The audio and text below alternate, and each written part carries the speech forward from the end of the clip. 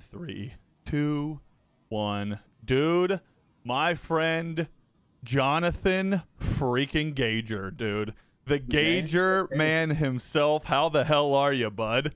Oh, I'm fantastic, man. I'm doing good. You look fantastic. You're at a hotel right now, correct?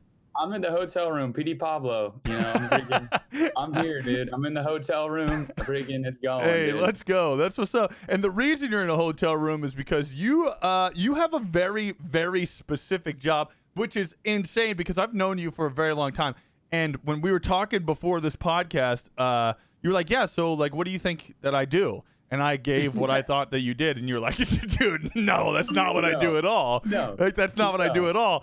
No. So yeah, you've got a really wild and specific job that you've been doing for a hot minute now. Explain it to me. All right. And Well, put that on mute. career, Jesus Christ, have some self-respect for me. What is it now? Whatever is that your phone? No, it's my freaking Twitter going off, dude. How do I turn my notifications off, dude? It's okay. I'm sorry. I apologize for that. That's okay, on my end, dude. I don't know how to okay. work this MacBook Pro, dude. It's fancy. Okay. So yeah, no, my career, it's been 15 years now. I've been working on the water for 15 years. I started on the back deck of a parasail boat.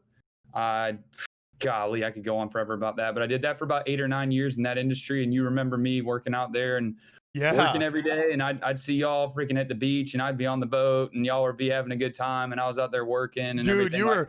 Like that. It was so it's so crazy to think back to that because there was a point in time where you were running the banana boats for Yes. so you're for people that have no idea what the hell we're talking about. Because there are a lot of people that have no idea what parasailing and all that stuff is, but the banana boats where you guys people would come up to like huts and stuff like that, and they would pay for a certain amount of time on a banana boat, which is basically this inflatable banana that's being dragged by a ski with you driving the ski, and you have to have a pretty specific license for that. And I remember seeing you out there because you are a ginger. For those that are listening right now, you are a ginger. Yeah. Dude, I don't know if you can see. Dude, you would be. I mean, head to toe covered, bro. Black long sleeves. Like, it was crazy. I keep sunscreen businesses in business. Dude, it was like your whole face would just be white. Because you're out there from 7 a.m. until 7 p.m. all with like one break, maybe. Yeah, and the break is if it's slow as shit that day and you got nothing else going. Dude, I remember y'all ran hard, but you made good money out there. I did. You know, one thing I'll say, my dad taught me the value of money at an early age, and he didn't hand anything to me. Right. So he basically was like, if you want to have a little money for yourself, you need to go to work. So I did. And, I started at 13. I'm 28 now. I've been on the water for 15 years. And I haven't stopped. I've been working 7 days a week since the age of 13. So not many people can say that. Yeah. It's pretty wild to look back on it and look back at my past and where I've come from and how much I've grown and things like that. But, I've enjoyed every minute of it. I'm super happy where I'm at right now for where I'm, I've made a progress and get my license. I've got my license to so go over that. Tell you anything that's on it. It's pretty crazy. Oh boy, hang on. Hang on. Just a few. Hang on. We're having some real bad internet issues. Okay, but I think we're back now. Continue. Okay. Yeah, since I got my license, I've been over with you. Oh, hang on. Losing? Hang on. We're losing hard here. We're losing hard here. It's okay. We got some technical difficulties. See what we got. Is it on mine or your? It's definitely on your end, no doubt. Okay, let me disconnect from Yeah. That'll help. Yeah. Maybe that'll help. Yeah. Let's see if that speeds up the process a little bit. You sound immediately better, but we'll see. Okay. Perfect. Yeah. Okay. Cool. Everything good? Yeah, everything should be good. Well, we keep getting cut off. But yeah, what I'm trying to say is, it's okay, dude. But yeah, about my license and everything like that. Here in a minute, when we get to what I'm doing today, I'll tell you about my license and where I'm at. Yeah. But I've just over the past 15 years, I've worked to increase and be able to do what I do today. And to give you an example, I can drive a ship from the United States to China right now, any size ship, 1,000 foot, 100 foot mat, I can drive to China. Oh boy, Gager. You losing? Losing you, bro. Why are you losing? I have good internet. Just close all unnecessary programs in the background right now. All right. I don't know why you're losing me. Let's see. Quit. I apologize if this is on you're my end. okay. I'm sorry about it. Let's see here. Let's see. All right. I think I've closed everything down. You're sounding much better. Let's see. Am I getting better? Yeah. Well, your picture's coming up clear too. Okay. All right. Well, so you could drive any size ship from here to China right now.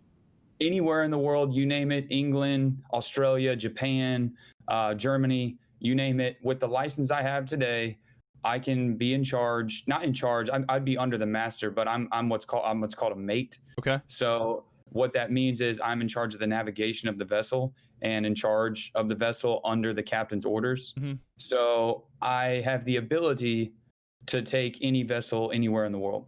Now, what kind of vessels are we talking about? Are you what are being transported? Does it matter or what?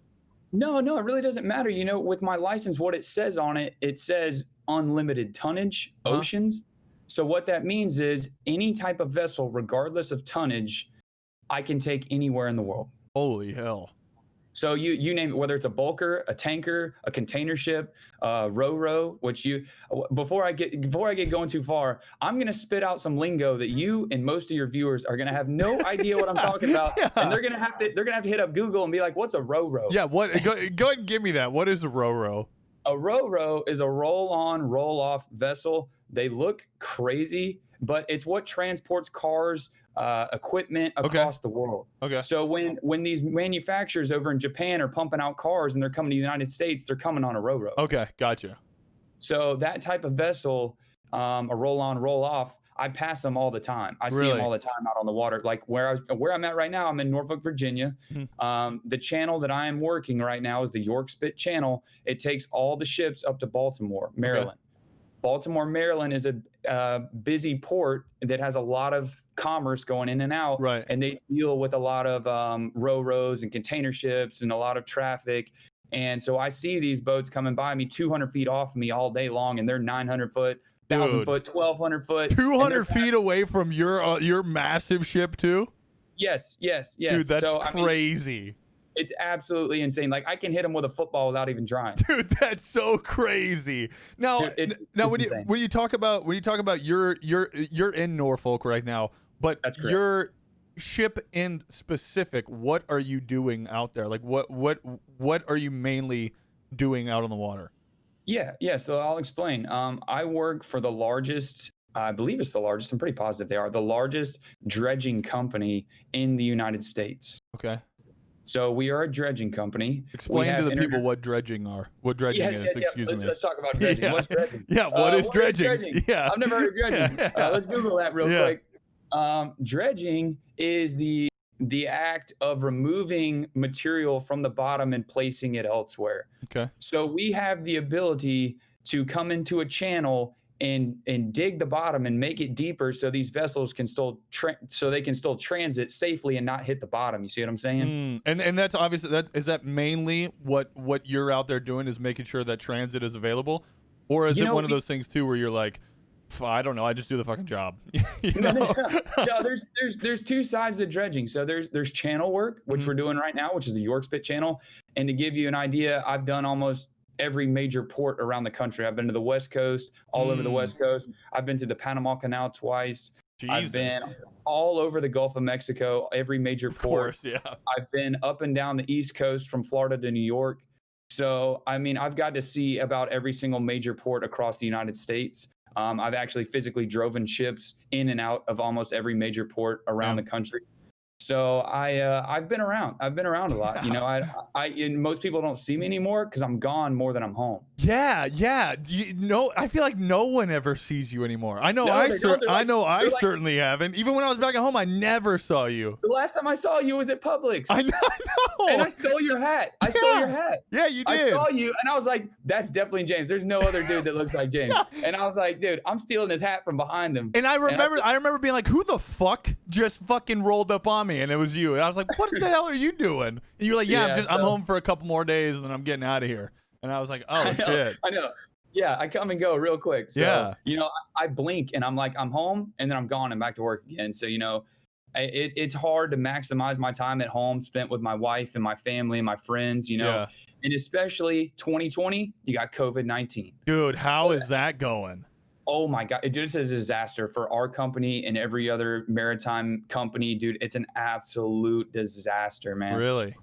It's affecting all these companies across the globe. People are getting infected. They're having to shut down the ship. They're having to quarantine. They're having to quarantine everybody from the ship for 14 days per CDC guidelines. Yeah. It's just like it's crazy. On top of what we do, that's already crazy. You throw COVID-19 in there, and then you're like, you just times it by 10. So yeah. I mean, have you had any cases on your ship? I'd rather not talk about what we have going on. That's fine. You're binded by contract. That's okay. I'm binded by contract and legality and everything like that, so I can't really discuss all of that. But I will say that there's a lot of issues out there. Of course. I mean, whenever we first started talking about getting you on the podcast, one of the leading questions for a lot of things, because it's a big topic of discussion right now, is I wonder how COVID is treating these guys. And in my mind, I go, well, these guys are on the water for, you guys are a month off, 2 weeks off, a month on, 2 weeks off, correct? We got 3 schedules on my ship alone. Really? So part of the crew works 3 weeks on, 3 weeks off. And then a part of the crew works a month on, a month off. And then myself and another part of the crew works a month on, 2 weeks off. So we got and to give you an example, we got guys coming from all over the country to this vessel. So you never know what they've been exposed to when they get to the ship. You see what I'm saying? So you got guys that live in California, you got guys that live in Washington, you got guys that live in New York, Maine, you name every state you can think of. We probably got a guy that comes from that state, and you don't know what he's been exposed to when he gets to the ship. God, that's scary. What precautions are you taking while you're on the ship? On the ship, we do what we can, but we're in such a confined space. It's really hard. For me personally, what I do, I really quarantine pretty hard at home. Right. Over since COVID's hit, I haven't got to enjoy a lot of my time at home. I mean, I do enjoy it. Right. I mean, I'm spending time with my wife, and I get to see my family. So that's the most important thing. But other than that, I don't get to go out and do the things that I would normally do because I don't want to jeopardize my career and get COVID and not be able to go to work. Yeah, dude, that's a big one. Would you rather go out for a beer or have a career for the next, 10 years, 20 years? That's a good point. That's a really good point. So when people are like, hey, man, dude, you just got home, dude, let's go out to the bar. And I'm like, dude, I really can't right now. As much as thirsty as I am, I've been on a ship for a month. I'm pretty thirsty, but it's not worth jeopardizing my career for it. So, you got to look at it that way. And when people look at me and they're like, oh, he never comes around, he doesn't do anything anymore. It's like, well, you got to understand where I'm coming from. Yeah. That's another side of it too, that a lot of people, I'm sure, understand in all types of professions, but especially now, and especially in your profession, everyone's going to be like, oh, well, fuck you. Oh, he doesn't want to. He doesn't want to hang out. Wow, dude. I'm not gonna hit him up anymore. It's not that I don't want to hang out. It's that I've got other shit to think about other than having a beer. Yeah. Most people, whenever I see them, they're like, dude, I don't even hear from you anymore. I don't see you anymore. So a lot of people, I don't some of them are close, not my best friends, but some of my people I consider friends. I don't hear from them anymore because they know that they're probably not going to see me. Yeah. Well, and you also got to think too, man. In not only just with COVID and everything that's going on right now. You got to think the job that you have in general, bro. You're a month off, or you're a month on, 2 weeks off. Dude, when you're gone for a month, you've got a brand new wife. Congratulations to you. Feels good. Thank you. You want to see it? Hey, you're killing it, dude. You got a brand new wife. That's a $10 watch. Hey, gets the job done, dude. That's right. Brand new wife, dude. You got 2 weeks off. I'm surprised, and we talked about this before. Scheduling this podcast was all right, dude, this is the time. Whenever I get home, I got to spend as much time with my wife and my family as I can. So I can definitely understand that. But one of the things that we did talk about a little bit too, talking about your schedule, is you go 6 hours on, 6 hours off. And here recently here recently I've been taking a lot of precautionary steps to improve my sleep, because I feel like that's something that is really overlooked in like the gaming industry. You know, everybody is like, fuck it, dude, I'd get up, I'm a game all day, whatever, no problem. Not really prioritize sleep. And I noticed a big difference in my mood and, you know, my physical ability with a major lack of sleep. Absolutely, dude, I can't even imagine you out there. Like, walk me through your day. Like, lay your day on it for me. Yeah. So, you know, I'll talk about my day now and what it's like. I'll talk about what my day was before. I'll talk about what my day was maybe in the oil field, and maybe what it was like on the parasail stuff. Yeah, So, God, dude, you've been all over the water. I've been all over the water, man. I really have. You know, I'm only 28, but I've been a lot of places and I know quite a bit. I don't know everything. I'm still learning. Yeah. But, you know, I do know quite a bit. I have to teach guys that are a lot older than me certain things that I've learned. And, you know, it's like I pass that on, and, you know, I enjoy teaching and everything like that. But I don't personally feel I'm better than anybody or anything like that. But I do have a little bit of knowledge about the water. I will say that. Yeah. But a typical day for me as a mate, I work 6 hours on, 6 hours off. It's brutal. It's absolutely brutal. Dude, I mean, just imagine for a month straight from now on, for this next month, you're going to live your life 6 hours on, 6 hours off. Just imagine it. No, I don't want that. It's absolutely brutal. I mean, most people have no idea what that's like, and they'll never go through it in their life. Right. So I'll wake up. I work the midnight to 6 watch, or the 12 to 6 watch. So that means midnight to 6 and then noon to 6. So for those 6 hours on a day that we are dredging, what that means is I'm going to wake up a little bit in time to get myself a little bite to eat, maybe wake up, you know, get right with myself, have a little cup of coffee, and then get up there to the bridge at midnight. And then for 6 hours straight, I'm driving that ship. So imagine taking 2 6-hour road trips every day and sleeping 6 hours in between, dude. Dude, that sounds terrible. Especially starting on the midnight shift, bro. Like, dude, not even any daylight out. Dude, you wake up and it's freaking pitch black, and you're like, oh God, I gotta wake up. Yeah. So, dude, it's brutal, man. It's absolutely brutal. And, you know, you got to make time when you get off to, you know, like, talk to your family, talk to your wife, talk to your friends. You know, you don't get a whole lot of time. Like, one watch, when I get off, I go immediately to sleep. Right. The next watch is the day watch, so noon to 6. After I get off, you know, I might hit a little workout in. I might eat. Well, of course, I'm gonna eat some dinner, dude. Food's my life, so I got to eat food. So I'll eat some food. I'll do a little workout, take a shower, you know, make some phone calls, and then I might get a little nap in before I get up at midnight. So, you know, most of these guys working this schedule, you don't get your full night's rest that you have the opportunity to. That's not to say you don't. But, you know, if you're going to balance like home life and everything like that, you know, you kind of lose a little bit of your sleep time, if you get what I'm saying. Of course. So, you know, if you're going to have any kind of life at all, you're going to lose a little bit of that sleep. Yeah. But, you know, it takes some adjusting. That's for sure. Of course. So, you know, for those 6 hours that I'm up there, I'm driving the ship the full time. I'm steering the ship on hand. I've got, when I'm at my console, I've got a wheel that I steer the ship with. I've got a bow thruster that adjusts my bow, and then I've got 2 main engines. Okay. So that's what I've got in my hands to navigate that vessel with. So on top of that, I've got gear that goes down to the bottom of the ship, and it goes all the way down to the bottom, and it's got these, dude, here goes the lingo. It's got drag heads.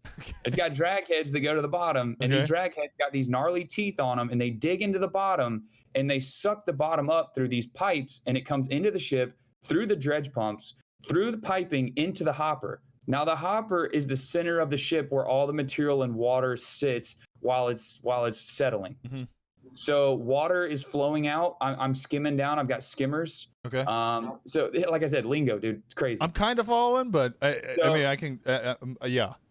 So the skimmers are these devices that I can push. I can push a button and I can lower and raise them. And what that does is I can adjust the water level within the hopper.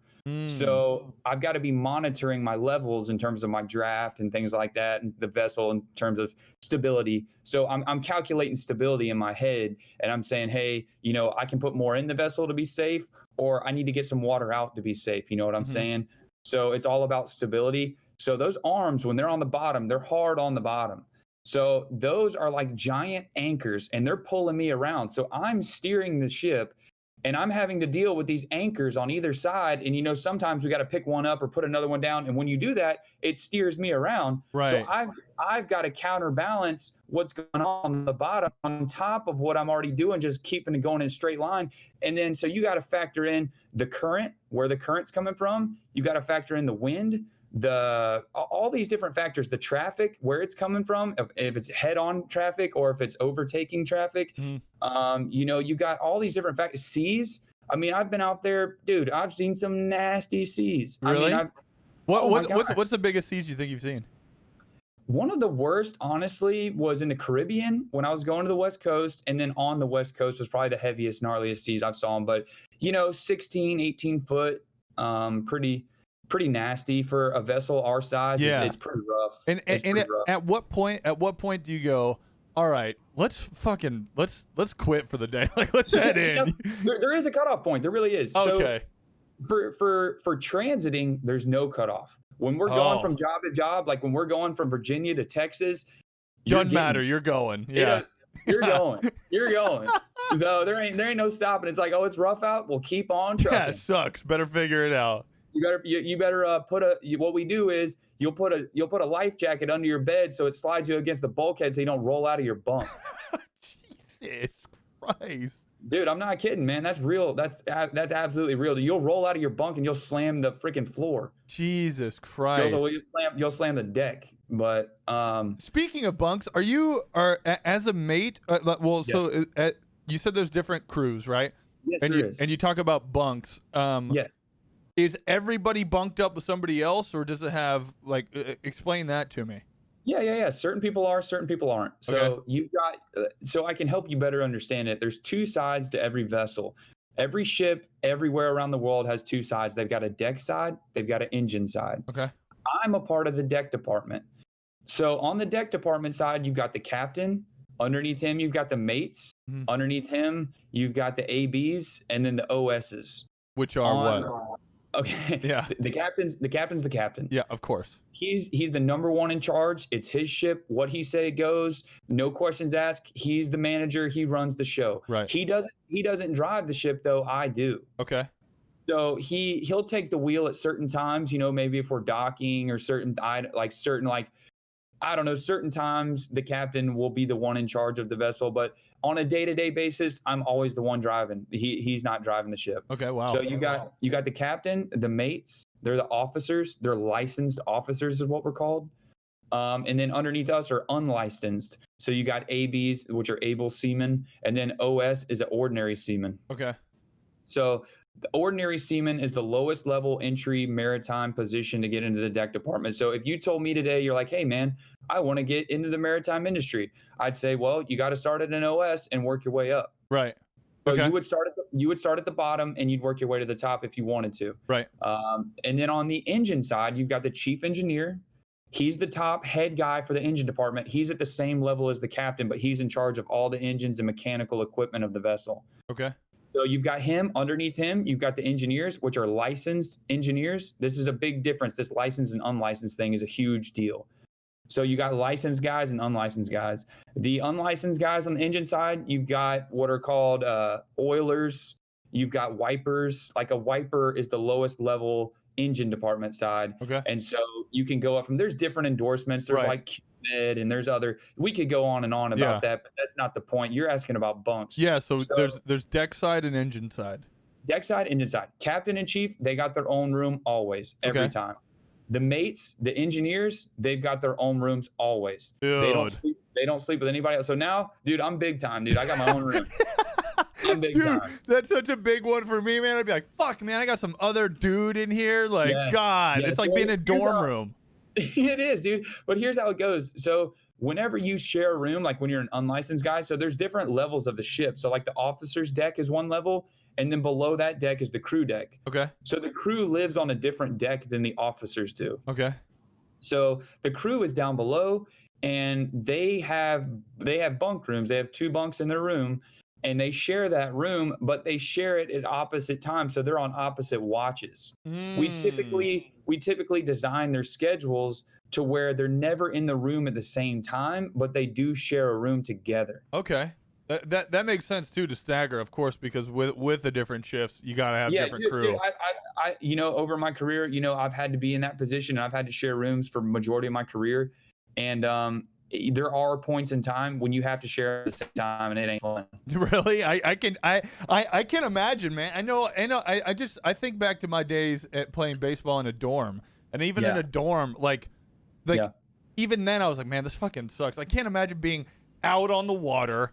Like no end in sight. Just we're fucking here. I got this random dude who like sometimes you probably won't even like him. Like, dude, that sucks. No.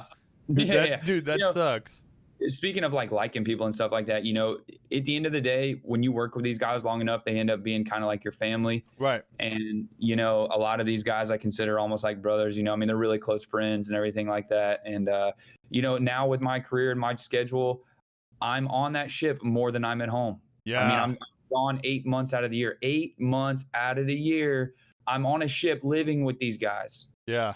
So I'm fortunate to be on a ship where everyone, for the most part, gets along. We butt heads at times. We see things differently. I might see something different than he does, and he's set in his ways, and he doesn't want to adjust, right? And things like that. And you got a young kid telling a guy that's in his 50s or 60s that's been doing it for 30 years how to do something. It's gonna cause some problems. Of course.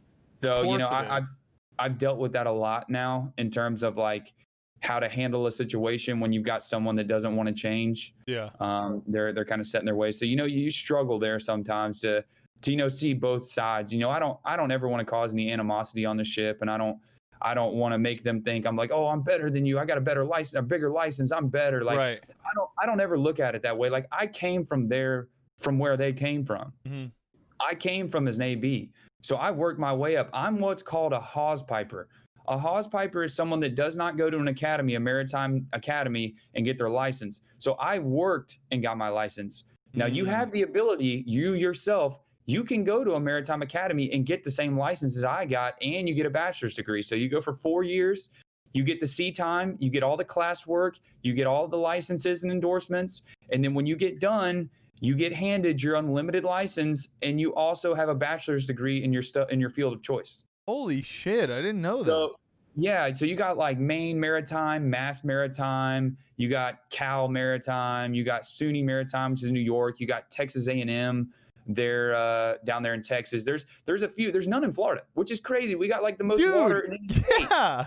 And there's no freaking academy. So like, growing up as a kid, I didn't even know nothing about academies. I might would have considered it. This is the first time I've ever hearing about it. Dude, I'm 25, and I grew up in Florida. First time I'm ever hearing about it. I didn't even know that it existed. So I didn't know anybody that had been to academy. But now where I'm at on this ship as an officer, 85-90% of the guys I work with go to academies, and they're academy guys. Hawse pipers are a dying breed. The Coast Guard does not want us to succeed. They make it very difficult for us to upgrade our licenses, and they give different like criteria in sea time for like these academy guys versus hawse pipers. And it's very difficult to work and balance studying. So when I got my license, my mate, now not my other license, I got a lot of licenses. Yeah, I know you do. I got a lot. But when I was getting my mate's license, I was out of work from the oil field. They laid everybody off in 2016. And I took that time. I said, hey, I've got my time. I'm going to get my 1600 mate's license. That's as big as I can go with what I got. Mm-hmm. And I said, I'm going to do that. And then when I got the sea time on the ship, I'm going to get my third unlimited, and I'm going to be driving the ship. And guess what? Today, that's what I'm doing. I'm here. What is a 1600 license? A 1600 ton mate is limited to 1600 tons. Okay, got it. So the vessel cannot be more than 1600 tons. Raj. So I have an unlimited license. So I'm an unlimited tonnage license, so I can operate any size ship. Yeah. I'm not limited to any tonnage or any, there's near coastal and there's oceans. I have an oceans license, which allows me to go anywhere in the world. You can be limited to near coastal, which means you have to stay in the navigable waters around the United States. And there's boundary lines around the United States to go from United States waters to international waters. So when you hit international waters, you have to have an international license. Right. Yeah. So I've got all that. I don't have any restrictions on that. But I feel like I keep going down these rabbit holes. We're talking about bunks. We're talking about bunks. And then we're talking about licenses. All of this. I mean, this is a big factor as to why I hit you up to be like, "Yo, come on the show," because this is it's so interesting because obviously Yeah. everybody sees the big massive ships going in and out of ports. Everybody's Yes. seen pictures. Everybody's probably seen them in real life, but nobody Yeah. fucking knows. And not even No. I don't even know. Yeah, they don't. Which is what I find so fascinating about this. So like, the more rabbit Yeah. holes, dude, the fucking better. I love this shit. It's great. Yeah, dude, I could go down. I could dive down one, and we'd be here for 6 days. So I mean, I could go down one path, one avenue, and we'd never stop. But like, Right. I want to cover a lot of topics with you because I got a lot to talk about. Yeah. But as far as the licensing goes, there's a lot of aspects of that, and I physically got it. It looks like a passport. Holy shit. Yeah, it does. It looks just like a passport, but it's red. What this is called is a merchant mariner's credential. Mhm. It's you're licensed through the Coast Guard. So when you take your test, you're taking your test through the Coast Guard. So if you were looking at me and you're like, hey, I want to do what you do. Yeah, that sounds interesting. Well, you need to contact the National Maritime Center, which is in West Virginia, and that's how you would go about getting your license. And you start from scratch and you work your way up. God, that's so crazy to think about, dude. And it's also crazy to think about that you're like a fucking modern day pirate, bro. Like pretty much I am, dude. I can do some crazy stuff on a ship and on the water. I'm pretty much a modern day pirate. Dude, it's so wild. Like when you brought up the topic of, driving from driving the boat from where you're at in Virginia to like Texas or something. Like, bro, think about doing that back in the day. Dude, no way. What? No way. No Dude. way. They were on a little 80-foot wooden boat with sails. Dude, what are we talking they're about? Like, oh, they're using a sextant, which is how you do you find celestial bodies. So you find like different planets and stars and like moon and things. And that's how they navigated on the stars and stuff. They navigated with celestial navigation. It's so insane, dude. Dude, it's crazy. We're so fortunate today that we've got all this technology. We got GPS. We got all this technology that tells us right where we're at. Yeah. And I've got my navigation software that I just create routes. So my job as a mate, I got to create all the routes. So like I'll create a route from Virginia to Texas and I'll whip it up like that. Yeah, and I saw a picture of your Instagram the other day, and it looked like you had these crazy plots, man. It's so wild. I'm gonna have you send me a picture of those. Yeah. So there's chart tools and there's charts. So there's physically paper charts for every body of water around the world. Mm-hmm. So you just got to order the right ones, and there's different scales. They're like really zoomed in or really zoomed out for every body of water. So there's one chart that's like the entire Gulf of Mexico. Mm-hmm.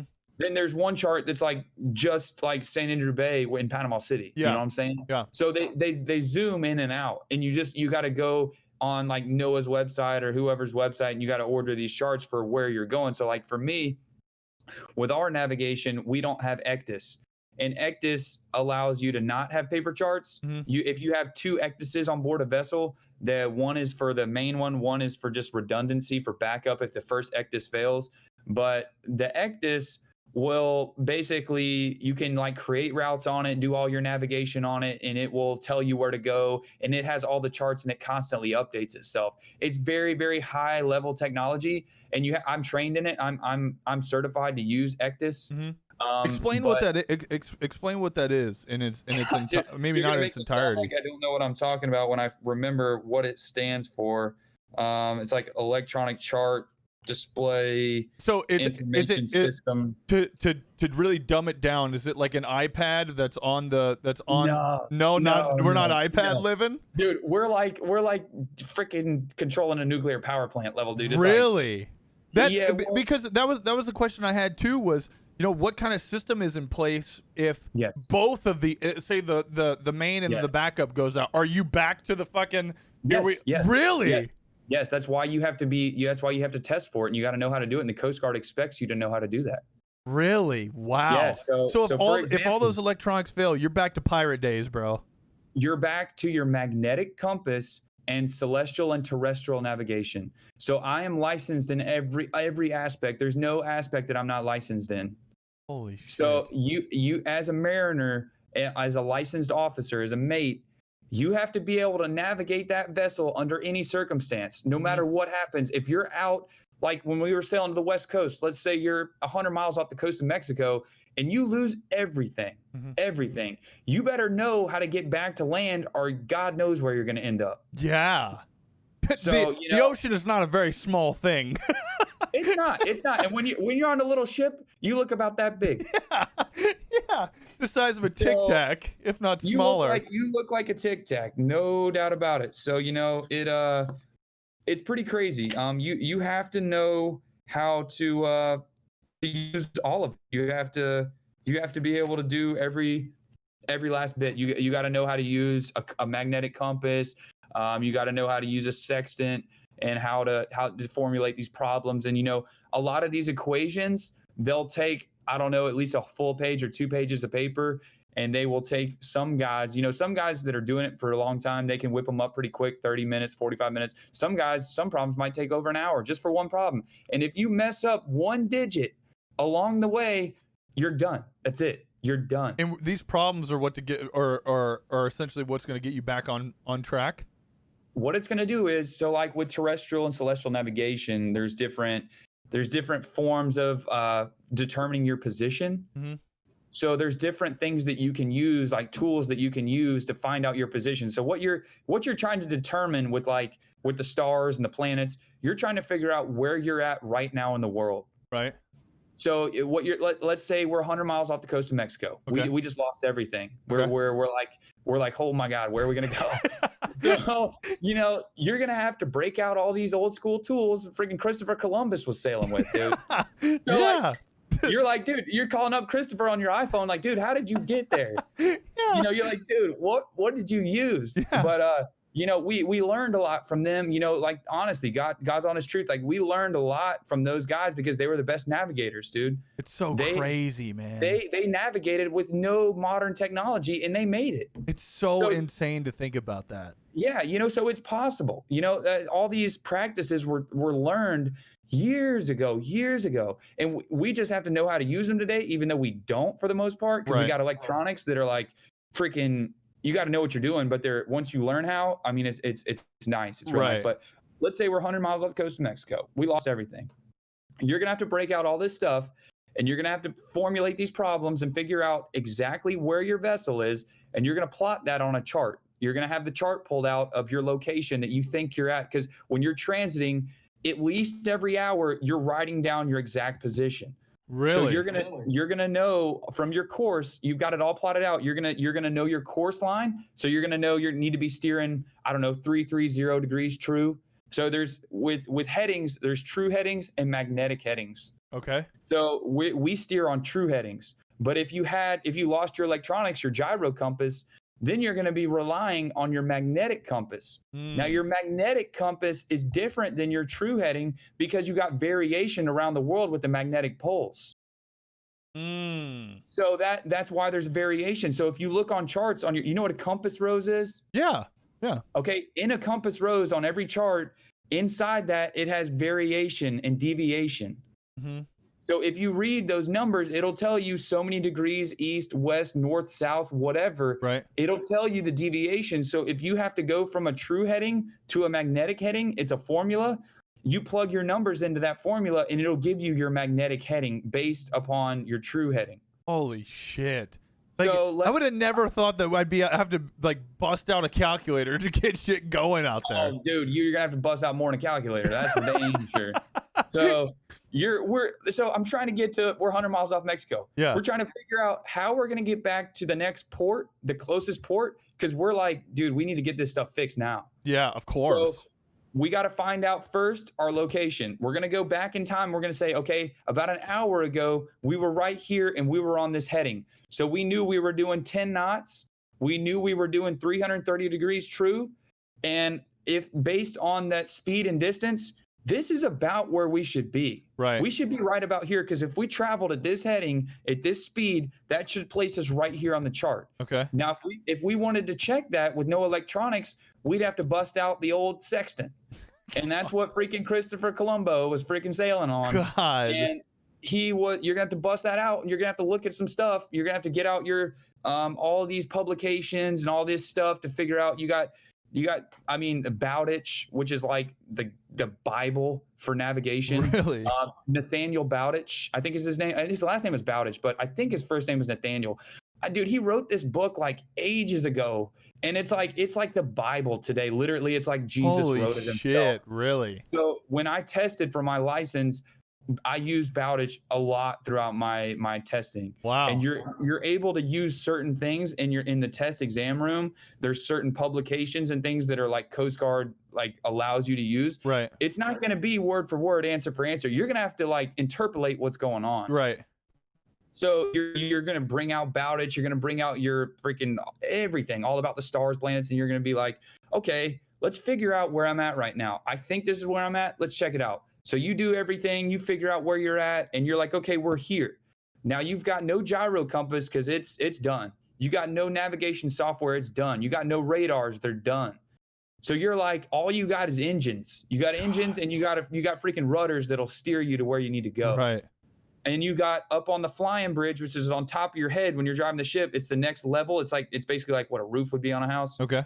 But it's called the flying bridge. Okay. And up there, you've got your compass, and it's your magnetic compass, and you view it through like a, you know, like when you saw those guys in movies, like looking through the submarine. Yeah. You know, it's like that. I'm trying to describe it, and that's a funny way to describe it. But like you look through this thing, and it's got a mirror on it. Yeah. And you look up top above you, and you see what your magnetic heading is. What the fuck? Yes. So that's how you see your magnetic heading. So it's going to give you a value. It's going to say 335 degrees, and that's magnetic. That's not true. Right. That's magnetic because you're going off of your compass. Right. And it's based. You have to do what's called swinging a ship. You have to get them calibrated every so often. And we just did one when I came out of the shipyard in Louisiana, which was a crazy, dude. I could go on about that story for two, but we came out of the shipyard and it was crazy, dude. It was crazy. But either way, I took the ship out of freaking the bayou in Louisiana, took it up the Mississippi River, drove it from there all the way to North Carolina. And it was interesting. But either way, you're going to have your heading now. You're going to have your position. You're going to look at your chart and you're going to say, okay, what heading do I need to do to get to this port over here on this chart? And it's going to tell you a heading. It's going to be, let's just throw out a number. Let's say 040 magnetic. Okay. So you're gonna steer the ship. You're gonna steer it. You're gonna freaking obviously give it some juice on the mains, and you're gonna get hooked up. Yeah. And you're gonna be cruising. Yeah. And you're gonna have to rely on that little thing with that mirror to be looking up above you to say, okay, you got to stay on this heading this whole time, or you're gonna be in another country. Dude, before you know it. Yeah. Now, when all of this goes down, does everybody on the ship essentially know, like, oh shit, like we're deviating a little bit, we're picking up speed? It's time for us to get something's going on. You know, when a situation like that takes place, because I've been dealt all kinds of situations. Like, I mean, I can't even explain all the situations I've been thrown over the years, like of different things like malfunctioning or breaking. And, you know, that's part of the job. I mean, you're on an equipment that's bound to fail. Yeah, you're putting electronics in the salt water. Like, yeah, exactly. Things are not going to go well. Yeah, you're putting electronics around salt. You're putting all your equipment is in salt water. It's running salt water all the time. So things break. I mean, it happens. But you got guys on there that are professionals that know how to fix it. Right. So for the most part, whenever we break something, you know, we just kind of go hang out for a little bit. I'll just hold the ship up, which is called holding to. So I'll get out of the channel. We'll get the gear up. And I'll just hang out. I'll keep the ship like into the wind, and I'll just keep it just sitting there. I'll just use my mains, a little bit of rudder, a little bit of thruster. And I'll just chill. I'll just hang out while we figure out what the hell's going on. Right. What's the problem? How do we fix it? Who's going to fix it? Do we need to order anything? Do we have the part on board? Yeah. Do we need to get a special technician from this company to come out to the ship to fix it? Now, so, what kind of event would have to happen for all of this shit to go down? Struck by lightning. Really? That's the big one? If you get struck by lightning, 9 times out of 10, it's going to fry every electronic on that vessel. Holy hell. And that happens, dude. When you're 100 miles out, there ain't no metal around. You're a big steel hull, and you got antennas pointing up like this. And you're like, hey, strike me. I'm out here. And you know what? Now that I bring that up, the closest I ever saw a lightning strike to me, I was on an oil field boat, and I was an AB at the time, and we were heading out to the rigs, which are 150 to 200 miles offshore in the Gulf of Mexico. I'm leaving Louisiana. We're in a gnarly storm, dude. It's black. It's nighttime. It's pitch black. You can't even see really in front of you. It's raining sideways. It's windy. It's like 60-mile-an-hour winds, 70-mile-an-hour winds. The seas are gnarly, just like what you would picture, just like where you don't want to be in life. Hey, man, this is one of there's like probably like being on fire and then like right there. Yeah, you're like, this is where I don't want to be in life. And I was there and I was like, oh God, we're going down. So, we're cruising. We're in the middle of this storm, dude. The radars, all you see is so radars will pick up like rain showers and thunder showers. Right. It'll pick it up and the whole screen is just storm. God. And we're in the middle of it. We're in the dead center of it. So like this lightning bolt comes out of the sky, hits about 40 to 50 feet in front of the bow of the boat while we're hooked up cruising. It hits the water and flames come off the water, like legitimately flames and fire comes off the water and spreads out. It was the craziest thing I ever seen in my life, dude. Holy shit. So it was like 50 feet from striking the boat, and had it struck the boat, I think it was trying to, it just missed its target. Holy shit. Because there was nothing else around us, dude. We're literally in the middle of the Gulf of Mexico, 100 miles offshore, and we weren't near any rigs at the time. Yeah.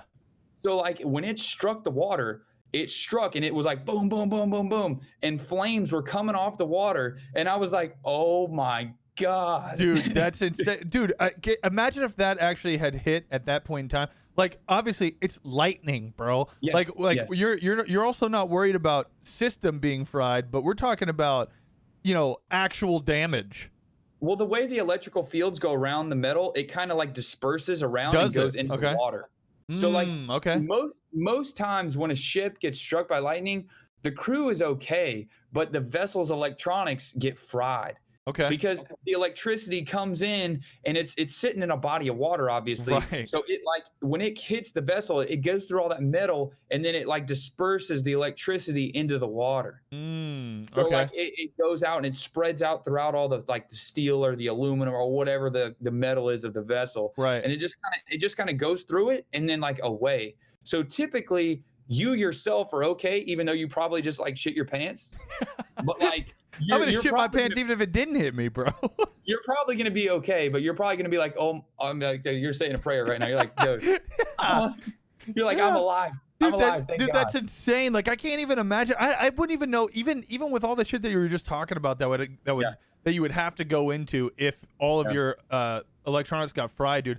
In the middle of that fucking major storm, dude. Yeah. Oh my God, I wouldn't even. I would be freaking out. Yeah. So, like at my level where I'm at and like other captains, things like that, you physically have to always be mentally prepared for a situation like that because it can come at a moment's notice. Right. I mean, I was in the bay just the other day and there's water spouts all around. Yeah, us. I saw those pits. Dude, they were close too. Yeah. They were dude, they were in great iPhone quality close. Yes. Yes, dude, they were right there. So it's like, dude, you're dealing with lightning, you're dealing with huge seas, you're dealing with water spouts, dude. You're dealing with other ships that are coming at you. You don't know if they're gonna hit you. They told you they're not, but you can't rely on that because when I'm in the channel, I'm dredging in the channel is the same channel as this 1,200-foot ship's coming. And he's got a pilot on board. And that pilot is telling the guy steering the ship what to do. He's saying, come right, left 5 degrees, come left 10 degrees, whatever. He's saying, come ahead on your main engine, slow down on your main engine. He's giving commands. He's what's called having the con. He's got the con essentially. So he's just helping navigate the vessel. He's not actually steering it. He's just telling the guy steering it what to do and how he should set up because he's a professional for that area. And that's why companies hire him. And he has to be on board to bring that vessel from out in the Atlantic up to Baltimore. There's going to be a pilot. When he comes in the channel, the pilot's going to get on the ship. He's going to go up to the bridge. He's going to get with the captain and the mates and whoever's steering. And they're going to, together as a team, they're going to bring that vessel in safely. So I'm in the channel. I'm dredging. I see him coming on my navigation software. He's 10 miles, 15 miles out. He's hooked up. He's doing 18 knots and he's 1,200 feet long. Mm-hmm. And I know he's coming for me because I can get on my navigation software and I can see how big he is. I can see what his beam is. I can see what he's drafting. I can see where he's heading to. I can see almost every detail about him before he even gets to me. I already know what I'm looking for because as a mate, you need to know what's going on 30 minutes ahead of time. You can't just be in the now. Mm-hmm. You got to be in the future. So you got to be thinking like, hey, in 30 minutes, where do I want to be? Because if I'm not in the right spot, he's going to run me over and we're going to be in trouble. Right.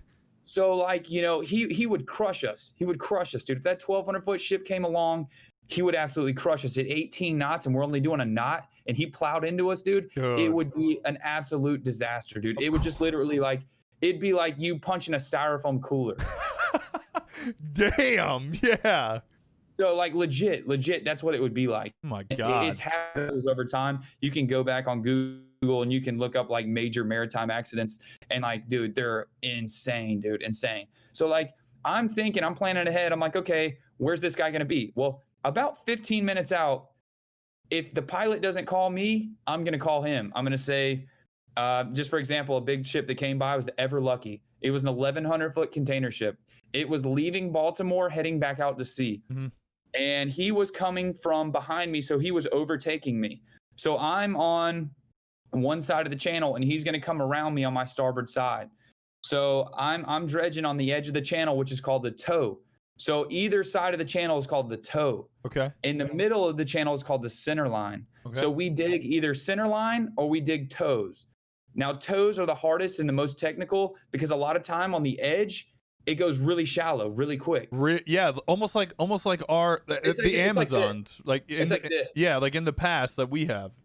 Yes, yeah. Right. So you got the channels real deep, and then it goes just like that. Yeah, real quick, real fast. Like you can look up our chart; it'll go from like 50 to like 6 feet. Yeah, it's crazy, actually. So, you know, when we're dredging, I'm drafting 20 feet. So that means I got 20 foot of the ship under me that I got going on. And, you know, if I slide out of the channel, boom, I'm sitting on the bottom, dude. We're done. Dude, we're done. What a nightmare that's got to be. Oh, yeah. So, you know, I've got to handle the ship well enough to make sure, 1, I don't ground it. 2, I don't break the equipment. And 3, I don't get in any kind of accident. Yeah. God, so, this sounds so fucking stressful. Like, I'm stressed just thinking about this amount of responsibility. That's insane. It's a lot. It's a lot, man. It really is. On little amount of sleep. Yes. For long periods of time. Yep. Holy shit, dude. Yeah, you know, the stress level is definitely very high in our industry, and you know, a lot of guys, you know, it really takes a toll on them. Of course. You know, it takes a toll on me too. I mean, there's times when I'm like, I get carried away and like I just get on a tangent and I'm like, dude, I got to calm down. Like I gotta chill out. You know, just your stress levels are so high, you know, because you're like super focused like on what's going on. Because I've got like, dude, if you look at my bridge, I've got like 10 different display screens I got to look at. I got my gear that's in front of me that I got to make sure I don't rip it off. Yeah. And then on top of that, I got some ship doing 18, 19 knots. That's 1,200 feet. And he's going to come 200 feet off me, 150 feet off me. And what he does, when he comes around me, the physics of the ship, he's pushing water as he's going. You know that bow wave that's coming off? That bow wake? So he's pushing a ton of water. And as he's going through the channel, he's pushing the water out of his way. And then it flows around him and then it comes back and sucks back into him. Okay. So as he pushes it and then it goes away from him and then the water comes around him and, you know, it's just like fluid dynamics is what it is. Okay. So it goes around his ship and then comes back to the back and then sucks back into him. So what happens is he comes by me and he's pushing that water. He physically pushes me out of the way. Now, when he goes by me, he goes like this and then he sucks me back over into him. And it's violent. Like it ain't like no little like, it's like boom, boom. And I'm like swinging. Shit. And so I'm freaking up. I'm on the wheel and I'm doing, Dude. Like, oh my God. I mean, I can handle a vessel pretty well. You know, I'm still young and I'm fairly new, but I've been driving ships for about 3 years now around the country. And I've been driving boats since I was a freaking kid. Yeah, I know that. So like ever since I could freaking walk, my dad had me on his boat. Yeah. And he was telling me a story the other day where when we used to go fish, he would freaking tie me up to a life jacket on the handrail so the fish wouldn't pull me in. So like, dude, I've literally been on the water like my entire life. Yeah. Entire life. My dad's career was water-based. Mm-hmm. All my activities were water-based. My jobs are water-based. So, I mean, when I have this shirt on that says Salt Life, I pretty much live it. What's crazy is I've been given a bunch of I see a bunch of people up here in North Carolina. like rocking salt life, and I'm like, damn, I bet you actually live the salt life, don't you? Dude, up here in up here in Raleigh, living it, bro. Dude, for real. When you see someone from freaking northern Georgia and they're like salt life, bro, and I'm like, yeah, dude. Hey, see you out there, bro. Hey, when we paddling out, bro. God. So like, people give me shit a lot of times. They're like, dude, salt life, whatever, like whatever. But I'm like, dude, I really live a salt life. No, you really do, Heike. That should be salt life should be for guys like you only. Yeah, exactly. There's a lot of guys like me that are old salts. Yeah. And that's what they're called, like the old guys in the water. They're called old salts. They're old salty guys. Yeah.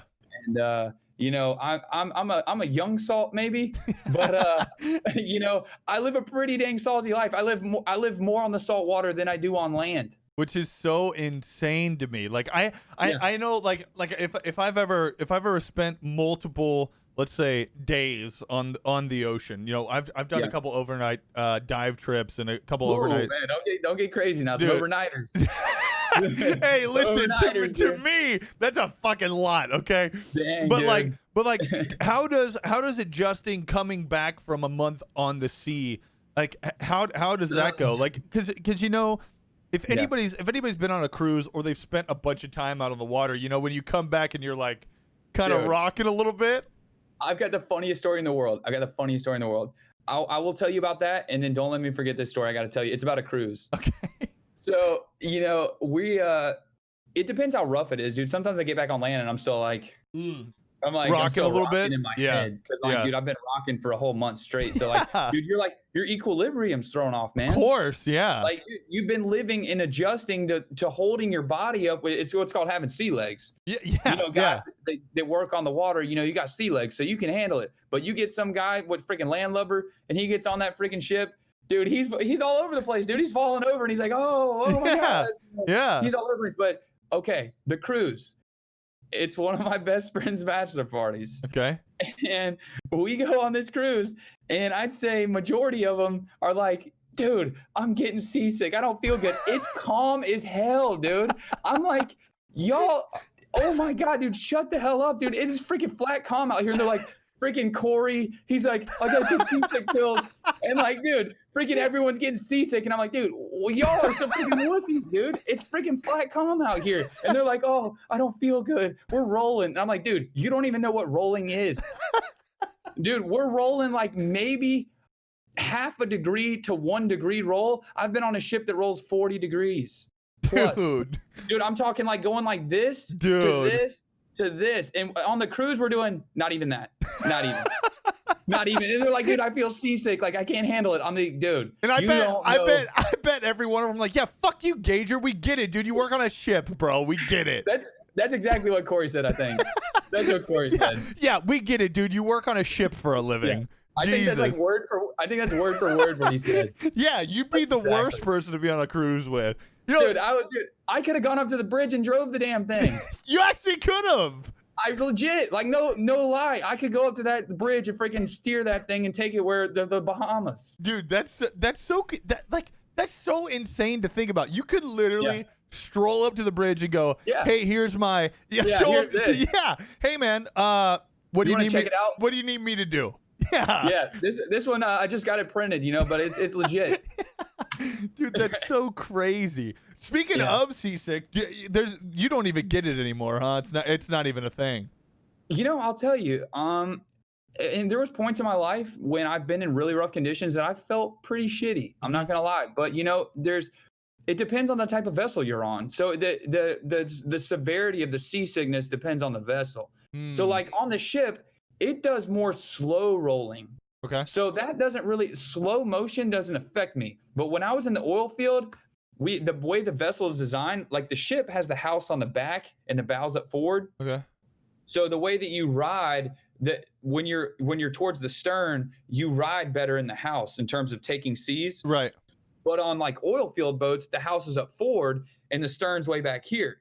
So the effect of the seas is compounded like 100 times. It's just smacking the shit out of it. So we'd be on the freaking crew boat, freaking 12-foot seas going, bam, bam, Yeah. bam. Like, dude, slamming the hell out of you, dude. Imagine sleeping in 12-foot seas and you're like jumping out the bunk doing this. Dude, Jesus Dude, Christ. like, for real, dude. I'm not even exaggerating. Like, it beats the hell out of you. Yeah, God. That sounds dude, miserable. So, like, there was times when I was like, I would feel terrible. I couldn't eat. I was like, dude, I couldn't even eat a cracker. And I was like, dude, I couldn't even put down any water. And I was like, this is miserable, dude. There ain't no Dramamine in the world that can help you with that. Dude, you can freaking take the whole bottle and you're like, dude, this isn't even touching it. So, dude, like, that's so insane. We would have these guys, like, you know, on the crew boat and things like that. We mainly took like equipment to the rigs. And like, so as my job, I would load the equipment on the back deck. I'd be one of the, what's called riggers. Okay. So you rig the equipment. Right. And when you're out there on the deck, you're at Louisiana, you're in Texas, wherever we were at, Fourchon, Louisiana, Galveston, Texas. We're loading all this equipment, and it's so cool because you're like playing Tetris. You got all this, like, you pull up to the dock, and it's like a load of like oil field equipment. Okay. And so it's going out to this rig that's 200 miles offshore. Right. And you've got to load it. And the captain's up there, he's not loading it, but he might tell you like, hey, I want this part here for stability because it weighs so much. It might weigh 40,000, 50,000, 60,000 pounds. So it might be a giant wire spool that goes up to an oil rig. Right. And, you know, it's pretty heavy. It better be on the center line. If not, the boat's going to be doing this. It's going to have a list the entire time. So when a vessel goes like this, it's called a list. So you don't want a list because that takes away your stability of the vessel and you can roll over. And the last thing you want to do is go that way. You don't want to go that way. Yeah, no shit. You don't want to go any way that leads to upside down. No. So you're out there and you see all this equipment and you're like, You're like, I'm going to play Tetris with this. So you got to put this one here, that one here, that one here, that one here. And you got to load it all properly because you got so much deck space to fit it in. Yeah. And you got to fit every one of those because that rig said, hey, you better get that on that boat and out here in like a couple hours or we're going to be pissed. Right. So you better load that thing fast as hell and get out there to that rig because they're waiting on it. They're producing oil, they're drilling oil, whatever they're doing. Yeah. They need that equipment now. And you're the one taking it out there and you better load it quick. You better haul ass out there and you better offload it quick or there's going to be companies calling you on the phone saying, what the hell are y'all doing? Really? Like, why are y'all still at the dock? Why haven't y'all left yet? Where are you at right now? We need this equipment right now. Hurry the hell up. And they're freaking going back and forth with each other, the boat company, the oil field company, and they're all talking back and forth. And they're like, this needs to be gone now. Like they just called for it and they said, we got to get this is a hot load. It's got to go. So, we'd get out there to the rig and, that was such a cool industry to be a part of. Like I learned so much about the oil field industry that I never knew about because I was never in it. And, for guys that have never worked in the oil field industry, they don't know anything about it. Nothing at all. All you know is you go to the gas station, you put some gas in your car and you're like, oh, that was cool. Yep. That's about all I know. You just take it for granted that you pull up to the gas station and you're like, oh, I'm going to fill up my car so I can go to the bar. It's like, oh, I want to go drink. I need some gas in my car so I can go drink some beer. Now, you don't think about the guys that are on that rig living for freaking months on end or a month on or whatever that are away from their family. You don't think about the guys like me that were taking the equipment from land out there to the Gulf to get it on the rig so they can keep producing, keep drilling, keep the equipment running, things like that. And, there's so many other things that oil produces other than just gasoline and other things like that. There's so many other products that people really don't realize about the oil industry that if you just Google like other like oil, like petroleum based products, you would be amazed how many day-to-day products you use in your house right now that are petroleum based. You would have no idea until you look it up. You'd be like, oh my God, this list is huge. I had no idea this was petroleum based. This was petroleum based. This was petroleum based. Crazy. So, that industry is such a vital part of our economy. And right now it's struggling. And I feel for all those guys, they're taking pay cuts. They're taking like time loss. They're struggling, man. All those guys are like fighting to survive right now. Yeah. Like I got laid off and I know what it's like, but there was guys, I was young.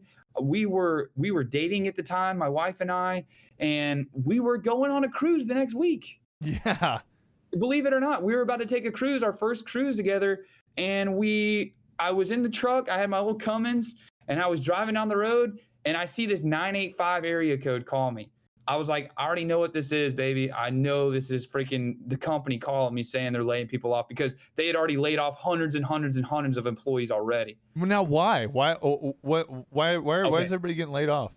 Oil prices go like this and this and this and this. So the oil market goes up and down, up and down, up and down. It always has, it always will. Right. It's a very volatile market. Right. So it goes like this. When prices are good, those oil guys are making bank, dude. They're making $1,000 a day, $1,200 a day. They're making $1,200 plus a day. That's Some of the head guys, they're making stupid money. But then when the prices go from here down to here, those oil companies, they start dropping contracts because they're not making the money they were. Right. So here they're making money hand over fist. They're just like laughing. They're making so much money. But when it goes like this, then they stop being as profitable. Mm-hmm. The company does. So they don't need so many people out there getting the oil or producing it or drilling it or whatever. So they start laying the vessels up and they start laying the crews of the rigs up because the oil companies that are actually in charge of like hiring the drilling company, because it's not just one company. It's not like BP, Chevron. Now those guys are out there. Right. But you've got other companies that you've never heard of before that are over there that are a part of the oil production and other things like that. So there's companies on the land that are dealing with drilling or production companies offshore. Right. And they're working together with the boat companies that transport all of it around. So it's like a big circle of companies working together to get this oil out of the bottom of the Gulf up into some pipelines, getting it to the beach, and then putting it in a refinery and producing whatever product they're producing with it. So whether it's just crude oil or whether they're actually going to manufacture and make it into gasoline or any other type of petroleum-based liquid or product, you know. Right. So there's so many people involved in that industry, from on land to on water, on the rigs, on the drill ships, on the production rigs, on the inshore rigs. You know, like the oil field had tons and tons of rigs. Now it's like almost like a ghost town. They've taken so many down. Really? Because the prices in like 2016, they dropped off when I got laid off. Mm-hmm. I was out there for 2 years from 2014 to 16. And when I started, it was pretty good. I mean, the prices were pretty good. Things were going great. And everyone's like, man, we're going to be rich. We're doing awesome. Yeah. Well, then all of a sudden, a little bit of time comes and prices start going, meow. They start going down like that. And then the companies are just all right, we're stacking that boat. That entire crew is getting laid off for good. Jesus. We're stacking up this boat. That entire crew's gone for good. So when I started out there was more boats and stuff like that than I could even count. There was really where Fourchon, Louisiana, if you look it up, it is strictly an oil field and oil production town in southern Louisiana. I mean, some people call it the asshole of the world. It's like Venice, Louisiana is right. Close to it. Venice used to be an oil field place. Not so much anymore. It's really Fourchon. Fourchon is the Atlanta airport of the oil and gas industry. Holy shit, really? So that I understand a lot more. Yes. So I try to bring it into perspective for people to understand. Fourchon is like Atlanta.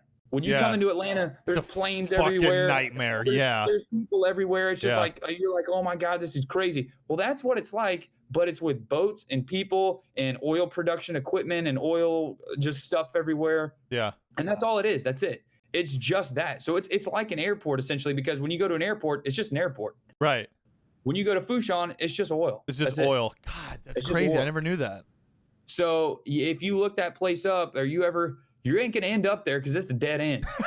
you ain't just gonna go driving through Fourchon and keep on trucking. You're gonna be in a place that you don't want to be. Really? I promise you that. You do not. And most of the facilities you can't get onto because you don't have the licenses to get on. Yeah. So you can't even access these facilities without certain documentation from Homeland Security that I have and other documents that I have that allow me to get on these facilities. So they're guarded facilities that most of them are armed security. Yeah, I don't imagine people just let precious oil lay around for anybody to come through. And another thing, they're not really holding oil there. They're facilitating the production by getting the equipment that needs to go offshore. The oil travels the bottom of the Gulf in pipelines.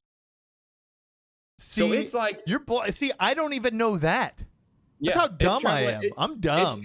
It's traveling in pipelines, dude. You're not seeing that oil. It's going from way offshore. It's going to this rig, to that rig, to that rig. If you look at this chart, it looks like a spider web of pipelines on the bottom. If you looked at the nautical chart that I could show you, Right. you would see all these little lines, and it looks like spider webs in the Gulf. And what that is, it's all those pipelines and cables and things that are connecting all these rigs offshore. They're like a big spider web together that are like sending oil here, there. So like you got a drilling rig. He comes in, he drills the bottom, and it might be 5,000 to 8,000 feet of water. So you remember that BP oil spill? Yes. They were in deep water. That was a deep water drilling rig, Mississippi Canyon. Mississippi Canyon is a location in the Gulf of Mexico. Okay. It is. So you got different geographical locations in the Gulf, right, that are labeled. That particular block of the Gulf is called Mississippi Canyon. So they were drilling really deep with a deep water drilling rig, and things went south. And obviously we know the outcome. It was bad. It was terrible. Yeah. I wish it never would have happened. And I think a lot of people wish it never happened. But, mistakes and mistakes happen, and parts malfunction. And, it was one of those things that it was very unfortunate. It killed a lot of sea life. It killed a lot of people. Yeah. It killed a lot of people's economy. Yes, economies, businesses. I mean, it was just all around. It was an absolute disaster. It was a I don't know how to put it, but just a major disaster. Especially for us back at home. I remember when that happened. I remember immediately it was like spring breaks canceled. Like Panama City's gonna suffer because of the oil spill and all. It was crazy. And I don't know if you knew this or not, but I worked during that period, and I worked on boats doing the whole BP, like they called it, vessels of opportunity. I did that. I actually drove a couple people's boats, and then I worked on some boats, and they were paying stupid money. My pop ended up going out there for like a couple weeks. He was like, "Why would I not go out here and bust my ass for a couple for a couple days on end?" Like, dude, they were making so much money. Oh my god, it was insanity, dude. It was insanity. So, that. Just I was trying to explain the type of equipment that's out there. Yeah, so and the spider web. Now I do want to touch on that. So from the rigs, the spider web of pipelines, do they go directly from that pipeline? We're talking hundreds and hundreds of miles to the shore? Yeah. Really? Yeah. Holy hell. See, I don't even know that. Yeah, most people don't. See, that's what when I was touching base on the fact that I worked in the oil field and learned a lot that most people don't know, I'd say unless you work out there, you didn't know about it. Or unless you fish. If you fish out there, or you're a commercial fisherman or something like that, or you're a diver, you would know that. But for most people around this country, they got no idea where that Chevron gas station gas is coming from. They got no idea. They don't even know where it's coming from. They're like, "Honey, I need gas. Let's go." I don't even know how to use the pump. How do I use the pump? Which grade of gasoline do I use? So they're like, most people are clueless on that. They don't know where it's coming from for sure. They definitely don't know how it's being produced. Yeah. So you got drilling rigs, you got production rigs, you got deep water operations, you got in close to shore operations. So the in close rigs are the ones that you've probably seen that are big metal structures that are going to the bottom. I've fished off a couple of those. Was it inshore or offshore? Because they're two different types. They're the offshore ones are the ones that we've gone out for tuna. We've done the night tuna ones, normally off of the coast of Louisiana. Yeah. So offshore, they're not connected to the bottom. Really? They're just floating, and they're on what's called DP, which is dynamic positioning. Okay. So I wanted to get my DP license. I don't have it today, but the vessel I work on does not have DP. It's 40 years old. DP wasn't even an idea 40 years ago. Right. The ship that I'm on was built in 81. Dude, that scares me. Actually, I don't know. I feel like they built shit better back then, so maybe not.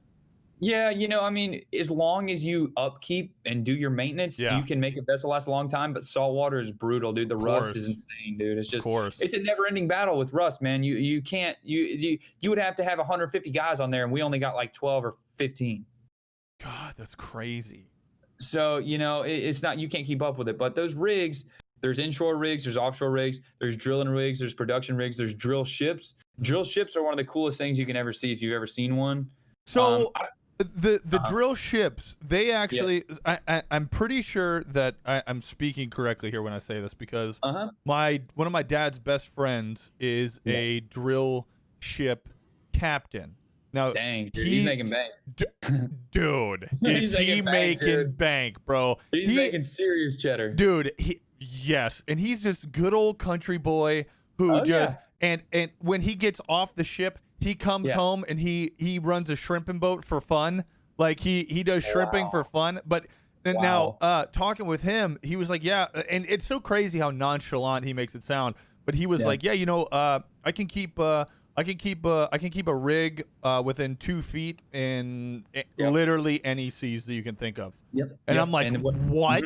That's crazy. Like, we're talking like 20-foot seas. Like, yeah, within 2 feet. I'm like, that is nuts. And the way that he's doing that is with dynamic positioning. What we call it is DP. Yeah. It's just abbreviation for dynamic positioning. But what it does is it's a computer program that links all of your navigation equipment together. So it links your steering, your rudders, your engines, your thrusters, everything, and it calculates what the conditions are. So you got 10-foot seas, you got this much current, you got this much wind. It factors all of this in, and you basically tell it, I want to be right here and I want to stay here. So it's going to use all of your machinery to keep you right there. Right. And you can just plug values in to say, I want to go 5 meters forward. I want to go 5 meters port, 5 meters starboard. I want to go 5 meters aft. And then you can also control the entire thing on a joystick. You can just use a joystick for the entire ship, and it's massive. And you can like control it with a joystick, and you'd be like forward, backwards, this way, that way. And you can just like, you could turn it and you're going to go like this. You're That's so insane, man. It's crazy, dude. We're talking a fucking gaming joystick that you could operate a massive ship with. Yeah, some little kid could go on there and operate it if someone let him do it. That is insane. Yeah. So like, for example, my vessel does not have DP. It's old school. You got to steer that thing. You got to use your thruster. You got to use your mains. You got to work the hell out of that thing to keep it going where it's going. I don't have any fancy equipment helping me out. Right. I got nothing. I'm doing it all on my own. I'm physically maneuvering that ship. Dude, imagine the day where you get that pay raise and you get that. Dude, life's going to be a little bit more of a breeze. Being able to get that. I'll tell you right now, what I'm making right now is pretty. Guy. Pretty good. But I don't want to ever brag about that or say that I'm making a ton of money, because I don't really like to talk finances with people. But I will just tell you right now, financially, I'm pretty well off. Well, yeah, I mean, we're not letting everyday guys out there on the rigs, bro, out there running those ships. So yeah, I can imagine you're getting compensated well. That's crazy though. Like you think about going from the fields to that ship, like it's insane. Now, do you have the aspiration to be the to be the captain, to be the guys that are running the drilling ships, or what? Like what's kind of the plan? That's a really good question. You know, that brings back a point of like my dreams and my goals in life. And you know, I started this whole journey at 13. Yeah. And when I was 13, I really didn't know where I wanted to be in life. I had no idea. Nobody does at 13. Nobody does, but you know, I had a job and I was working every day and I was making money. Yeah. You know, so that was cool. But I didn't really know where I wanted to be in life. You know, most people don't figure it out till they're in their 20s or 30s or whatever. They don't know where they want to be in life. But you know, I did that whole industry for years. And you know, my dad being on the water for all his years and being an officer and everything like that, he had connections out to Yin Yang.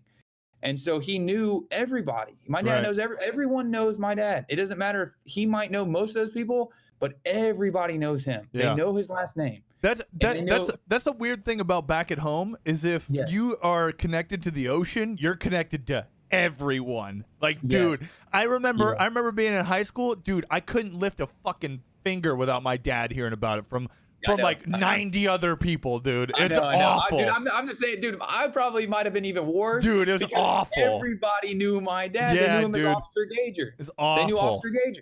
God. So everyone, dude, I couldn't go anywhere without someone being like, oh, I know your dad. And I'm like, oh, well, never mind. Got to shelter up a little bit. Be the nice guy. And, you know, he's 6'5", and he was like 265 pounds all muscle. Yeah. You know, I didn't really want to upset him. I didn't want to upset him. You know, he's a big guy. He's pretty intimidating. Yeah. And, you know, you don't want to be on his bad side. So either way, you know, I was looking, I was like dreaming. I was like, where do I want to be? So I finished high school. I had full ride. I had scholarships. I had academic scholarships. I had all of my college courses for the most part, starting out already done in high school. I had great grades. I had 4.0 GPA. I had everything going. And I was like, my mom had worked at the college for 16 years at Gulf Coast. And so, she has a very high academic background. And I want to say she has her master's or she has really, really high degrees in different fields. And, she was always wanting me to go more the college route. And my dad, on the other hand, was like, well, you can do this and make a lot of money and be successful this way too. And I've talked with a lot of people over the years. And I just talked with a guy in a shuttle taking me off the ship. And we had a great conversation on the way to the hotel. And he was like, I was a superintendent. I was a principal for all these years. Super nice guy, super down to earth guy. He was a principal for 15, 20 years, a superintendent. And I was talking about my career and things like that. And he was like, man, that's super cool. He's like, most people don't realize you don't got to go to school to be successful. Dude, that especially, you don't, man. You really don't. It's so insane because that was what got hammered my entire life was, dude, you got to get a college degree. You got to get that little piece of paper, right? But there's so many things out there. There's so many opportunities nowadays to be successful without having that. That piece of paper and that debt, dude. And that debt. Dude, okay, a quick, before I keep going, the debt, you go to a maritime academy, you come out with $140K in debt. God. Dude, it's like going to freaking school to be a doctor, dude. But you got to understand, these kids are coming out at 22, and it's in Forbes magazine. It's one of the highest paying jobs out of college. It's in Forbes magazine. You're coming out making six figures out of college at 22. Dude, but you know how enticing that is for six figures. Dude, fuck the debt. I'll deal with that hole later. Dude, that's crazy. And you know what's so insane is this is the first time that I'm ever hearing about it. This is the first time I'm ever hearing about it. We ain't got enough time on this podcast. You're going to have to invite me back about 10 times, and then we can cover everything. Because, dude, I got way more to talk about that you have no idea about. It's so insane, man. Dude, we could probably make at least 10 podcasts, and I'd probably still have some more to go. Dude, for real. So insane. Because, this is the God's honest truth. Like, what we're talking about today, me and you right here, I really haven't had these conversations with many people ever in my life. Right. And I stick to myself kind of, and I don't know if that's a good thing or a bad thing, but I keep a lot of stuff to myself, and maybe that's kind of something I need to work with and talk more to people about. If I've ever got an issue or whatever, I kind of keep it bottled up. Yeah. And the things that we're talking about today, I've never really made public, a lot of the things, and I haven't really dove into how hardcore my life was when I was working under these oil field guys. I had captains dog cussing the shit out of me, saying, get that fucking mooring line on that bit, you fucking blah, blah, blah, blah, blah, just cussing me out, just saying all this stuff. And, I apologize for any young viewers out there. No, it's okay.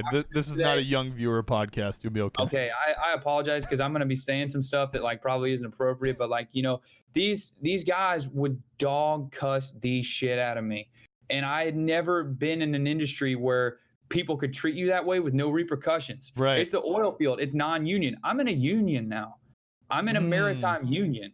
So I have someone that's got my back in situations like that. Yeah. But when you're in the oil field, what they'll tell you is they'll say, hey, you better get your shit straight, or there's going to be a guy on the dock replacing your ass in 30 minutes. You better pack your damn bags. Dude, that's so insane. And that's the cutthroat industry that I made it through. And the only reason I'm not there today is because oil prices dropped and they laid up entire crews.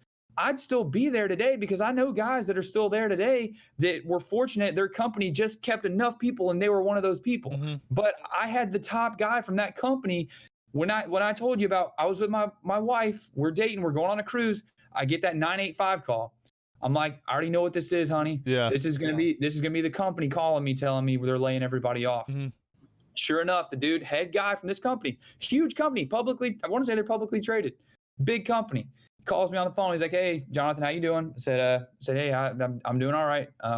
He's like, well, I got some things to discuss. And I said, I told him his name and everything. And I said, hey, I understand what this phone call's about. And I already know what you're about to tell me right now. Before you even say anything, I already know what this phone call's about. And, I said, I understand the situation and it's unfortunate and everything like that. But he was like, yeah, he said, I'm real sorry, Jonathan. He said, You've been a great model employee. You've never caused any problems with the company. You've been a standout on the boat. You've done a great job. But he said, unfortunately, with oil in the economy, we've got to let you go. We can't afford to hire all these employees and keep them employed. We got to let you go. But he said, you know what? He said, if things ever pick back up, he said, you call me directly and you'll have a job.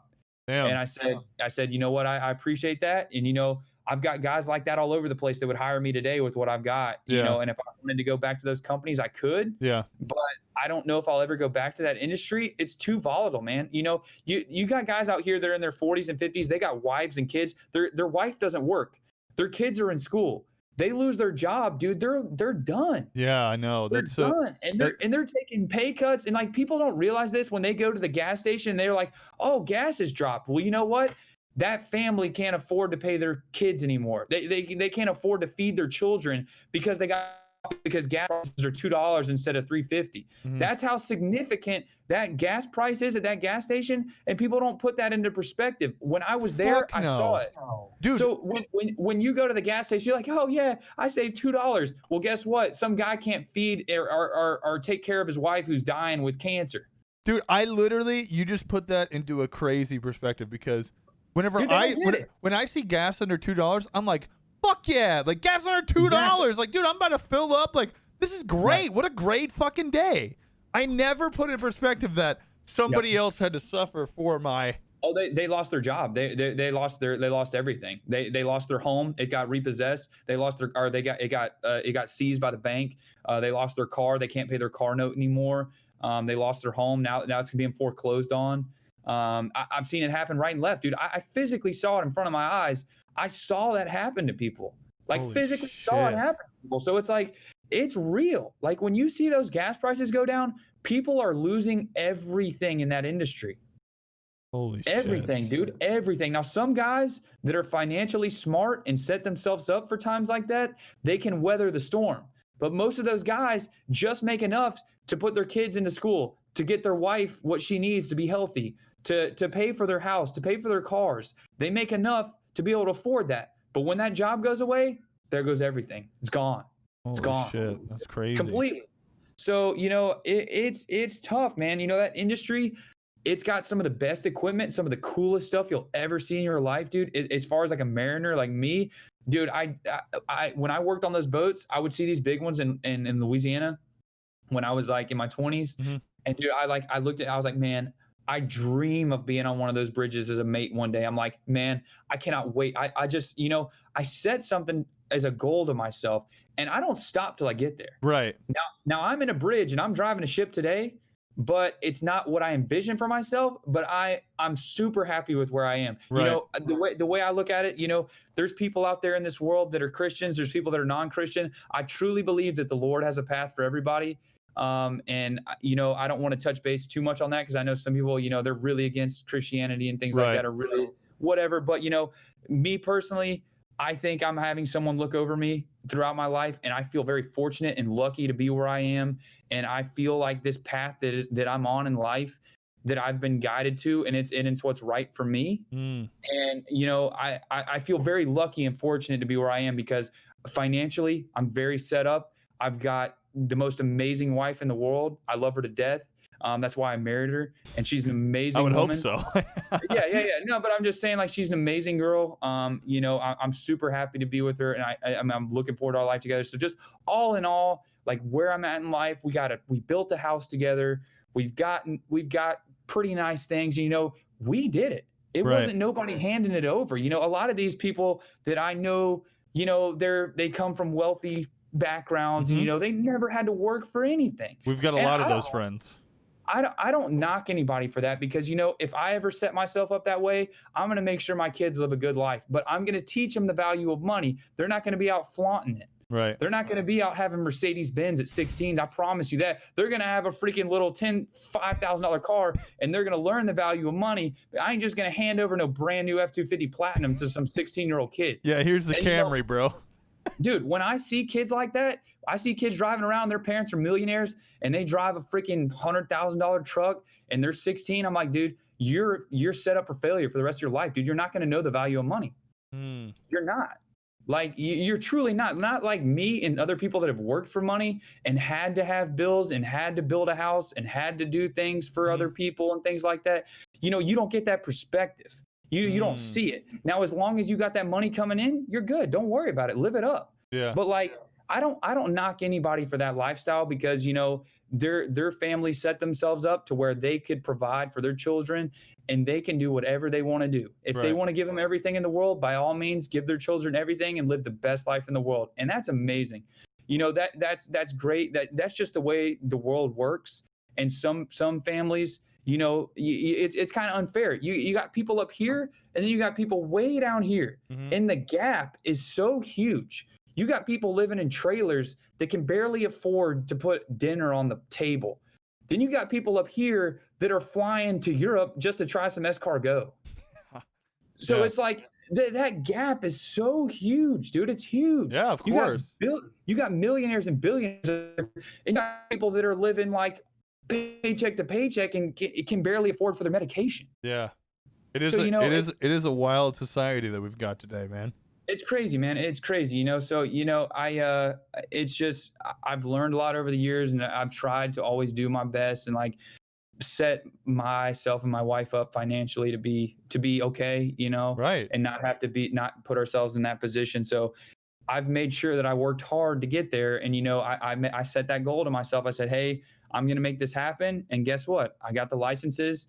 I'm doing it now. It's going good. I really enjoy what I'm doing. It's crazy. And most of my friends don't even know what I do, honestly. No. Like you didn't even know what a dredge was. No. And like, I'll tell you something crazy. I'm on a split hull hopper dredge. The entire vessel splits in half like this. The entire ship splits in half. So it's kind of like a cat in a sense. Well, no, when it's together, it looks like a ship.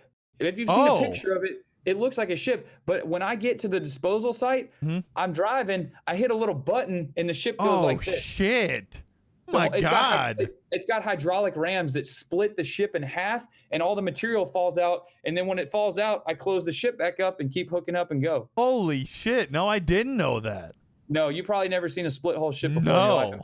Most people haven't, and most have never even heard what that is. They're like a split hull. What's a split hull? Literally, whenever I think of a split hull, I think of an old like catamaran, like an old cat style. It's not like that. It's a flat bottom, and I mean, it looks like a ship. But if you look at the bow and you look at the stern, you'll see a big split down the whole entire thing, going from the stern to the bow, because the whole thing splits. And the house sits up off the deck on hinges that allows the ship and the deck to go like this, but the house will stay stationary. Holy shit. Yeah. So insane. So it's pretty wild. It's pretty wild, man. Damn. Well, listen, I expect to be flown out, and I expect to be taken on a tour of the of the whole bridge. All right, that's what I expect from this podcast. You're actually going to be paying me to fly me out there and let me stay with you for a little bit. But all in all, man, listen, dude, I really do. I appreciate you coming on the show today. I know we didn't have a whole lot of time. I know you've got a pretty busy schedule. I got a little bit more time. If you got things to do, you go do what you need to do. I mean, yeah, we'll wrap things up here. We'll wrap things up for a little bit, and then the thing is, I want to have you back on. I want to have you back on because there were some things that we didn't get the opportunity to touch base on. But I, without a doubt, maybe we'll have you back on here in a couple of weeks whenever you're available. Yeah. I mean, you know, it's one of those things we got to work with both of our schedules. I know you got things going on. Yeah. You know, I got things going on. I know you got things going on. That's for sure. And I'll try and make some time. Obviously, I'll always try and make some time for you. No doubt about it. So I appreciate it. Yeah, you know, there was a ton of things like, dude, I have like topics on topics that we didn't even get to touch base on. I know. And we're already banging out an hour and a half. Are you serious, dude? I ain't even paying attention to the time, We're well over the hour. And I know you were like, yeah, like around an hour and a half, we'll wrap things up. And I was like, all right, cool, that works for me. We're well over that at this point. The reason is I've got active trades going right now that I got to monitor. Yeah. And I need to make sure that they're in the green and not in the red. Yeah, I know. I don't want you losing any money. And we'll talk more on that avenue of what you got going on here in the future. But listen, man, you know, we did just touch on it a little bit. But you do have you're currently working on a new company. I don't want to. New company. I've been with this company for 4 years now. Okay, I'm talking about your position. No, your other avenue of things. Sorry. Yeah. I'm talking. So you've got a New. brand new company out. If you want to just touch base on that real quick, I'd like to hear just a little bit about that, if you can. Yeah, absolutely. So, I've just started a business in the state of Florida. It's brand new. It's just taken off the ground. I'm working to get. I'm developing a lot of things like internet-based, like website. I've got a Twitter account right now. You can go to my Twitter account if anyone wants to check it out and follow me. And just message me any questions like that. What is it? Yeah. It's the @ symbol, and then it's Captain, or not Captain, but CAPT _ Gager, GAGER. Okay. So @ CAPT _ GAGER. And what it is and what I do, a lot of people on this that are watching right now probably know what cryptocurrency is, maybe. Just about everybody. Just about everybody will. Yeah. I'm going to say everybody knows about cryptocurrency. So what I'm doing, I'm a licensed business. I'm a consultant. And what I do cryptocurrency education. So for guys who want to learn about the market, how to do what I do and learn how to do things within the market, whether you want to learn more about crypto and how to get it, how to store it, how to trade it, anything like that, all the aspects of cryptocurrency. I've been in the market for years now. I've been very successful in the market, very successful. I've got one that I'm up like 150% in like 3 days right now. Right. So, I've got a proven track record of doing this and everything like that. So I kind of speak from experience, just like I do on the water. With this, I don't have 15 years of it. I wish I did, because I'd be worth a couple $100 million and I'd be retired. But, I do have a couple years, and I've seen the market fluctuate a lot from when Bitcoin hit 20 grand when it was doing this. And I believe that this is going to be a future. I think this could be like a .com boom of our generation, how that took place with all the internet and Facebook and Amazon and Google and blah, blah, blah, you name it. So my business really deals with cryptocurrency, teaching anyone about cryptocurrency and how to access it, how to do things with it, what you can do with it, where you can take it, how you can store it safely offline so it can't be hacked. Because most people are like, well, I can't touch it. I can't touch a Bitcoin. What's a Bitcoin? And I'm like, well, that's only one cryptocurrency. There's over 6,000 cryptocurrencies in circulation right now. So there's so many different cryptocurrencies, and each one has their own, like, what they're going for. They're a different like project that they're working on in terms of, one wants to be strictly for currency, just for like buying and selling. One wants to do this that might work with like hospitals, and one wants to do this that might deal with like companies and their data and things like that. So, there's all these different avenues that these different currencies are like working on. And, over the years, they've just progressed and progressed and progressed. And now they've got like viable technology. And they're really doing stuff. And these major companies are like signing deals with these cryptocurrencies, and like the money is flowing in the market more than it ever was. The volume, the 24-hour volume, is at times nowadays 2, 3, and 4 times the amount of volume than it was in 2018 when we saw that crazy spike with Bitcoin. Yeah. So what that means is there's 2, 3, and 4 times the amount of people trading this stuff today than there was then. So if that tells you anything, people are using it. Yeah, of course. People are really, really using it. I mean, that's billions of dollars. I mean, the other day it was like $120 billion in 24-hour volume. Jesus Christ. So that's a lot of money, dude. That's not like 2,000. That's like 120 billion. That's like that's a fucking life-changing money.